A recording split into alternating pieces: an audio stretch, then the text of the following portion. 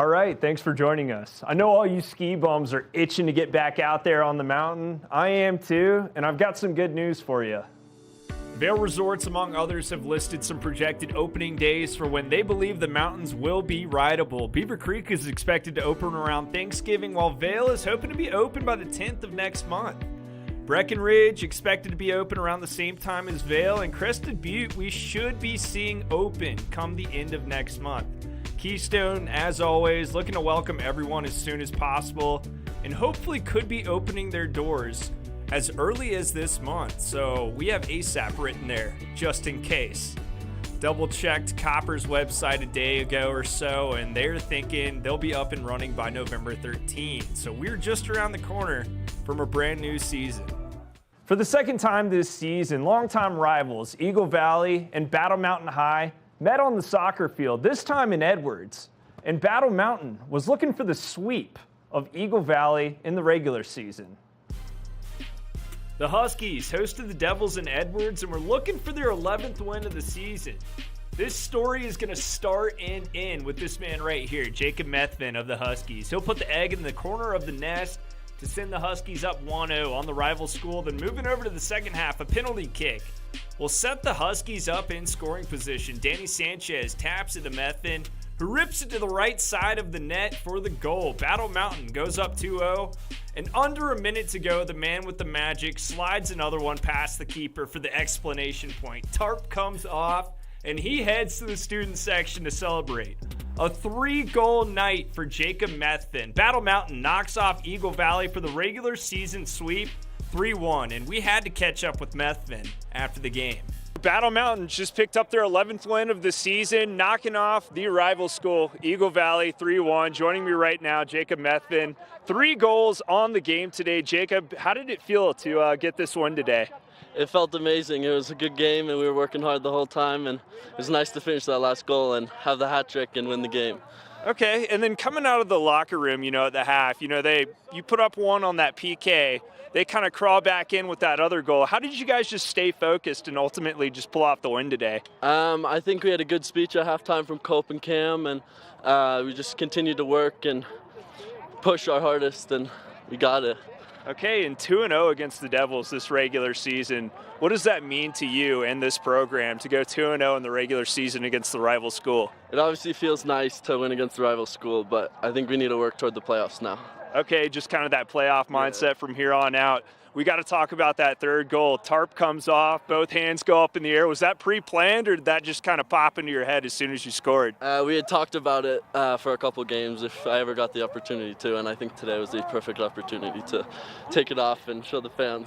That was awesome, man. You had me all riled up there from that celebration too. But last thing I want to hit on, you guys still got a couple games left in the regular season. What's kind of the focus from here on out? I think work hard at practice and continue to develop and be stronger for playoffs and come win the chip this year. All right. Anything you want to add? No, I think that'll be it. Thank you. All right. Great game. Thank you.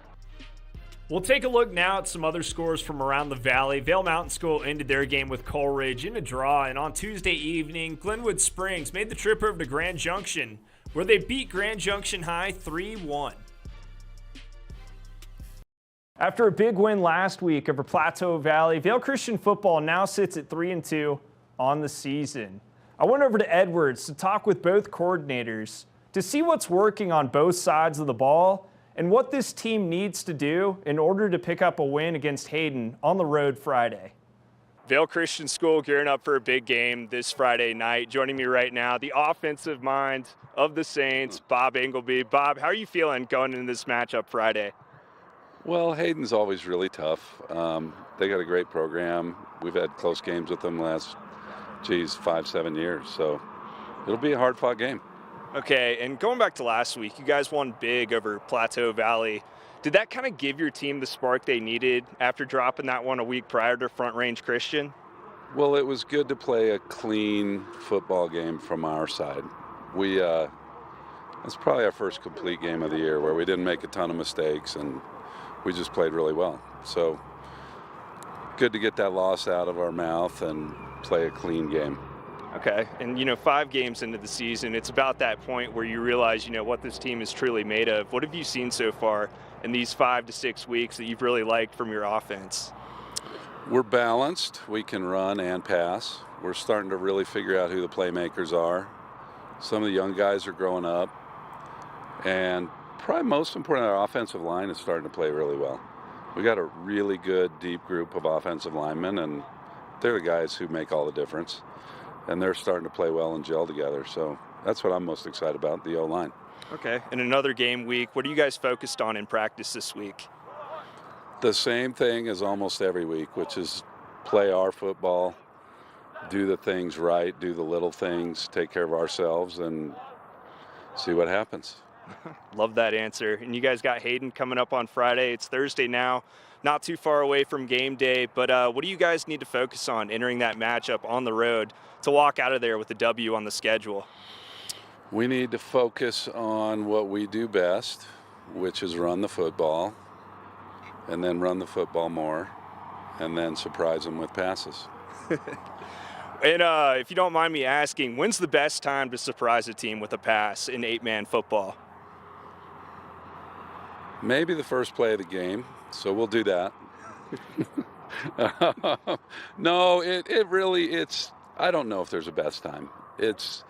I try to get a feel for it when they're creeping up and trying to stop the run, and that's when we throw it. Okay. And how have you liked your run game so far this year? You guys have been able to put up some heavy yardage in these 5 to 6 weeks, but what do you think really stands about your run game that may be a little different from the opponents you guys match up with?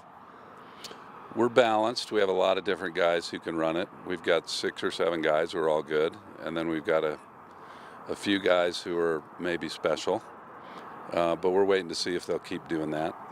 But we're balanced and deep, deeper than we've ever been. Okay, and kind of back to week 1, I came here and found out that Battle Mountain, 5 of their kids had joined your program. What have you liked from those kids? How have they kind of helped build your team up this season? They're a bunch of great kids. They blend right in. They're very hardworking, very respectful, very diligent, tough kids who I don't view them as Battle Mountain kids anymore. I just view them as Vail Christian kids. So they're just really great kids. That's my favorite part about them. They're fine young men. Awesome. Anything you want to add, Bob? No. Awesome. Well, Vail Christian, they got a matchup away at Hayden coming up this Friday at 7 p.m. Maybe go out, show your support for the Saints. We got another interview from the defensive mind of the Saints coming up next. All right, we're back with more coaches' interviews. We got the defensive mind of the Saints, Dan Misnick. So, Coach, what have you liked from your defense this season? You're 5 games in. What's really stood out? Gotcha. We've graduated quite a few guys over the last few years, and it's fun to see new pieces coming in and seeing how they put together to see how we can put a team together. And I've been really impressed with the physicality of these kids. They come in, they play hard football, and we really take pride in trying to stop the run, and we've been able to do that a few times this year. Okay, and going back to last week, Plateau Valley, you held them to, I believe, 6 points, 3 points, something along the lines of that. What did you like from your defense besides them just, not giving up points on the board? Mm-hmm. Again, we focus on the front line. I mean, the D-line played really well. We're getting good penetration, and our linebacker was really filling. We got some younger guys in there later in the game and saw some really positive things out of them as well. Reading the guards, filling the holes that they needed to, and we focused a ton on tackling last week. We wanted to get better at those fundamentals, and I saw a lot of that on the field. And you guys have so much depth at linebacker this season. You got Jack Pryor and a couple of other guys. Jack, he's such a huge part of this team. He's been here forever. He's a guy that everyone looks up to. What has all that depth at linebacker really opened up for y'all this season? Man, it's allowed us to put some speed at some other positions, and when you can run a defense and your linebacker and you can trust him to make the tackle, plug the middle of the field, it really opens you up and allows you to get some pressure off the edge. Okay, and we were just talking with Bob, there's not a lot of passing in 8-man football, let alone high school football. How would you assess your team's ability to stop the run these 5 games in? Yeah, Man, Lions came out and punched us in the mouth, and it was a really good wake-up call that we've got to play better football. And since then, we focused on those fundamentals. We've worked really hard at tackling in practice, developed some really fun new drills to develop those basic skills that you need to win at any level of football. And you can watch the film and you can see us getting better every game, and that's just the goal as we work towards potentially making a playoff run. Okay, and Front Range Christian, that was a tough loss on y'all. But, from those losses, you tend to learn more than you do from the wins, I think, because it really makes you humbled and kind of think about the game a little bit more in a different way. What did you guys really take away from that game that you implemented in that game with Plateau Valley the following week? So you pulled off, such a great game on both sides of the ball. Right. I mean, what we took is kind of, as Bob said, is we need to get better at what we do. Going in, the game plans were similar for both games, but we really focused on the little things, doing your job, whether you're an offensive lineman, whether you're a cornerback, making sure you understand your responsibility and doing your responsibility versus trying to make all the plays yourself. We made a lot of silly mistakes against Front Range, and they capitalized on that. We were able to come and put together a complete game against Plateau Valley, and thankfully come out with a win. I talk with a lot of head coaches, and they tell me that winning the turnover margin is probably the most crucial part of the game. Would you kind of say it's the same thing with 8-man football? It's certainly a huge part of the equation. I think that and winning the line of scrimmage. If you can do those two things, protect the ball when you've got it, and then can try to control the line of scrimmage. I mean, those two things are going to predict the winner in just about every football game. Okay, and let's talk about your defensive line a little bit. How have they been able to explode off the line and get to the quarterback? Yeah, we've got some seniors that are at those D-end positions, and they've been getting good pressure in there. Will Newman and Christian, who's coming over from Vail Mountain School, actually. And then we try to rotate our D tackles, try to spread the love a little bit. Most teams had the same guys going both ways, offensive line, defensive lines. We try to rotate them out, keep them fresh, and that senior leadership has allowed us to do that. Okay, and with so many different schools represented on this team, you got Vail Christian, the majority, you got Vail Mountain School, and you got Battle Mountain. How are these kids all gelling together? Are they working well together? They're working really well together. As Bob said, it doesn't feel like we have three different schools coming together. It really feels like one cohesive unit, especially as we work towards, as we've gotten better throughout the year. They're all great kids. Every single one of them out here is good character, hardworking, and since that loss at Front Range, we've really been focused on doing the little things, and it's shown. Okay, and we got a new week in front of us. Tomorrow, you guys got a matchup with Hayden. They're 2-3 on the season. What do you guys need to do to win this week? Go 1-0.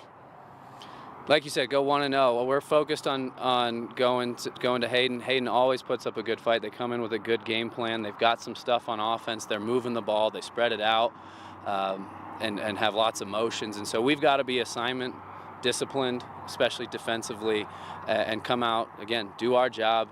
Make sure you know your responsibility and do it at full speed. Gotcha. Anything you want to add, Coach? No. Go Saints. Like we talked about, Vail Christian will have a matchup with 2-3 Hayden Friday night on the road at 7 p.m. In the Valley, though, Eagle Valley will be looking for their second win of the season when they play Palisade. Palisade sitting at 1-5 and Eagle Valley 1-4. That kickoff will come at 7 p.m. Glenwood Springs will also host a 7 p.m. game at home against 4-1 Durango. Now shifting gears and looking at some of the volleyball scores from this week. Battle Mountain fell to Palisade Thursday night 3-0, and Vail Mountain School knocked off Hayden at home 3-1.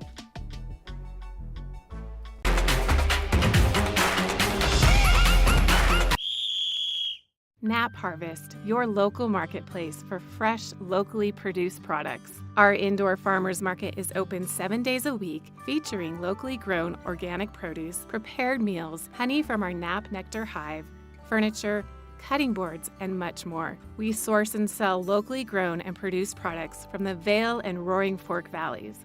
Visit us at our new location in Eagle Ranch, 717 Sylvan Lake Road, next door to Color Coffee Roasters.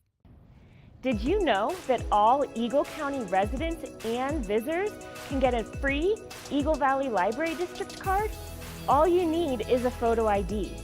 You get our online databases and resources, free music, free streaming, all from wherever you have internet access. Free audiobooks and e-audiobooks straight to your phone. Go into your Eagle Valley Library District branch today and get your library card.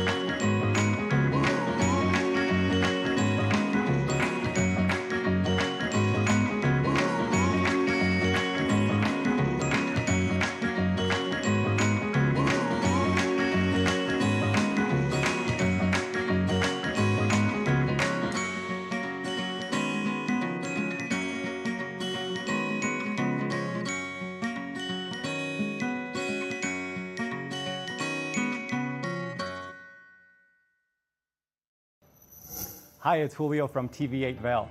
Do you ever wonder why our tagline is "There's more for you on 92"? Because we're always bringing you more. More Good Morning Vail from 7 a.m. to 9 a.m. all year long. More local coverage with Vail Vibes and Covered Bridge on TV8. More opportunities to participate with new roundtable panels on mountain perspectives and our new Spanish programming block coming this fall. Find us on Comcast Xfinity Channel 92, on YouTube, or our website at tv8vail.com.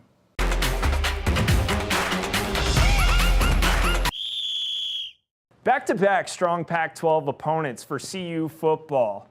They took on Heisman winner Caleb Williams and the USC Trojans, who were 8th ranked in the country right after taking on Oregon. It was a great matchup. Down 21-0 in the second quarter, Shadur Sanders locks onto Jimmy Horn, lets it fly, and they'll connect in the end zone for 30 yards to get the Buffs on the board. After the touchdown, Caleb Williams and the Trojans looking to answer on this drive, but he won't see Omarion Cooper, who delivers the smoke to give USC a 3rd and long, which would eventually force a punt. Nevertheless, the Trojans will continue to roll, down 34-7, with the game starting to spiral out of control for the Buffs. Sanders will take off for the end zone, traveling 25 yards to the crib to give his team a spark before the half. Moving over to the second half, now down 41-14, Sanders connects with the freshman Omarion Miller, who turns on the Jets and goes 75 yards to the USC 10-yard line. A penalty will set the Buffs up at the 2-yard line, and on second down, Anthony Hankerson will punch it in. Buffs down 21-41 and begin creeping back into the game. Now down 34-48. Sanders threads this one through a tight window to Jimmy Horn Jr. for the 16-yard touchdown, and the Buffs will bring it within 7. They try the onside kick, but don't get it, and the Trojans escape Boulder unscathed. The second half fight from the Buffs showed resilience, but does the team believe in moral victories? Say it again? Do you believe in moral victories? Do you think this was a moral victory? I don't know what that means. Okay, then let's move on from there. Coach Prime was later asked the same question, where sure enough, he answered saying he doesn't believe in moral victories either. The team I imagine would play 4 solid quarters and be really physical and really tough and definitive and just make our mark and leave an impression on not only the opposing team, but the coaching staff as well as our fan base. That's what we want to do. Prime not too happy with the outcome, but still proud of his team, he would later go on to say. After that hard-fought battle in the second half with number 8 Southern California, the Trojans will actually drop back a spot. They were a 22-point favorite in this game, but didn't fulfill the order. The Buffs still receiving 1 vote to get back in the top 25, and they'll have a matchup with Arizona State this weekend, who hasn't won a game since week 1. The Buffs, I would say, have a pretty good chance in Phoenix with this matchup.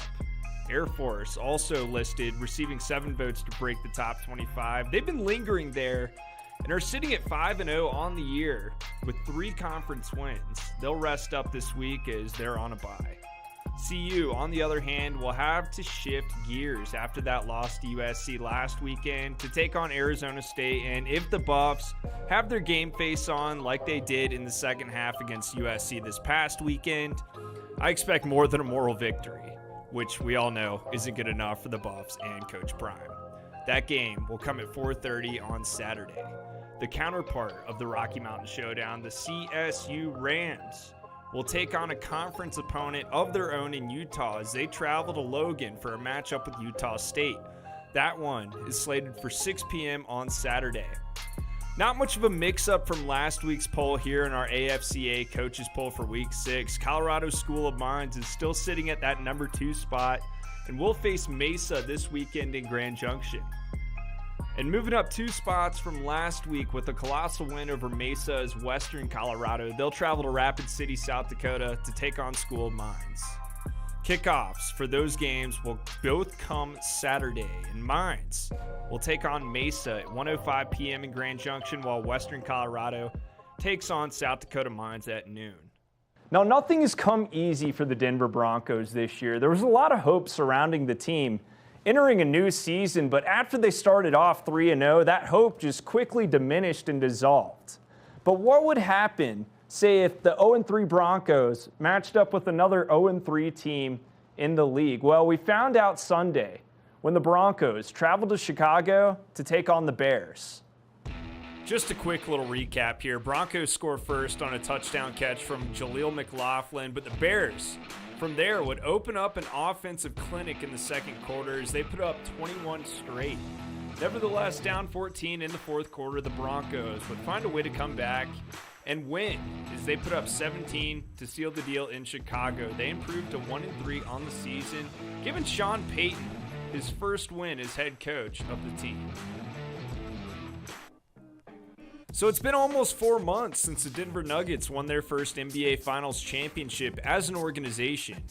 The win coming at Ball Arena in Denver had to make it all the more sweet, but now they turn their attention to a new season and what's to come in the future after a championship.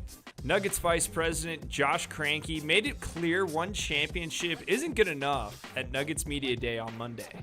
To be sitting up here for the first time in our franchise's history as defending champions is a real honor. The cool part about our summer was, on the back of that accomplishment was sitting back down with Calvin, Coach Malone, and the rest of the group to try to plan out, the next few years to try to figure out another way to win again, and win multiple. So that's a new challenge we're embracing. It was a fun summer, it was a fast summer, but to be sitting up here as defending champions for the first time is just a tremendous honor. But what's a media day without your 2-star players? Nikola Jokic and Jamal Murray took the podium Monday, and they know what this season will be like before they take the court in their first game. We got a target on our back. A lot of teams are going to do everything they can, grab everybody in the organization, everybody in the league on one team to try to beat us. So we just got to keep focused and stay the course. The Nuggets season starts October 24th at home, where they'll take on the Los Angeles Lakers and have their banner ceremony from last year's accomplishments. Kind of funny, the Nuggets will be dropping their banner in front of LeBron James, Anthony Davis, and the rest of the Los Angeles Lakers, who they swept in the Western Conference Finals this past season to cruise on into the championship. Maybe this will make LeBron and AD hungry, but we'll find out come the end of the month. Make sure to come back to us for all the latest sports coverage around the Valley and beyond. We'll see you next time.